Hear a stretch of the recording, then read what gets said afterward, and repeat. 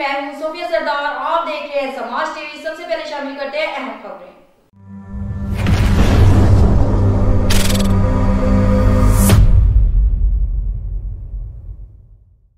खबर शामिल करते हैं पीर महल से। मंशियात फरोशी अरूज पर कई नौजवान नशे के आदी कई जिंदगी से हाथ धो बैठे हैं।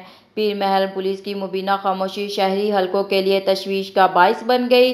स्नूकर क्लब मंशियात और जुए के अड्डे बन गए। नौजवान नस्ल का मुस्तकबिल दांव पर लग गया। पुलिस खामोश तमाशाई बन गई। पीर महल शहर और दिगर देहात में जगह जगह स्नूकर क्लब खुल गए, जहां पर कम उम्र नौजवान और तालिब इल्म सारा दिन खेलते नजर आते हैं। अक्सर तुलबा स्कूल जाने के बजाय स्नूकर क्लबों पर सारा दिन गुजारते हैं, जिसकी वजह से 9वीं और मैट्रिक का रिजल्ट आप सबके सामने है।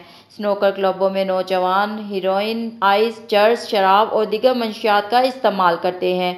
अक्सर मंशियात फरोशों ने स्नूकर क्लबों पर अपने कारिंदे बिठा रखे हैं, जिनके जरिए वो नई नस्ल को मंशियात का आदी बना रहे हैं। पीर महल में मंशियात जैसे जहर का सरेआम इस्तेमाल होने की वजह से कितने ही नौजवान और तालिब इल्म मासूम बच्चे अपनी जानें गंवा चुके हैं, जबकि कितने ही नौजवान एक जिस्म से दूसरे जिस्म में इंजेक्शन का इस्तेमाल करने से एड्स और जिल्द के मुख्तलिफ अमराज में मुब्तला होकर ज़िंदगी और मौत के दोहराए पर खड़े हैं।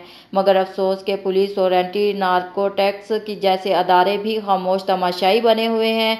दूसरी जानिब फहाशी के अड्डों की तादाद भी गिनती से बाहर है, जहां नौजवान नस्ल तबाह हो रही है।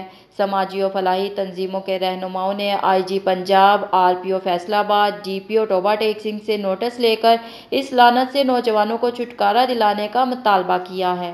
खबरों का सिलसिला जारी रहेगा। मिलते हैं एक छोटी सी ब्रेक के बाद।